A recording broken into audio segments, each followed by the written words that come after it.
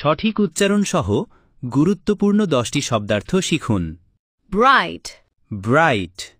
Bright মানে উজ্জ্বল। clear night, clear night. Clear night মানে নির্মল রাত। dusk, dusk. ডাস্ক মানে গোধূলি। dawn, ডন। ডন মানে প্রভাত।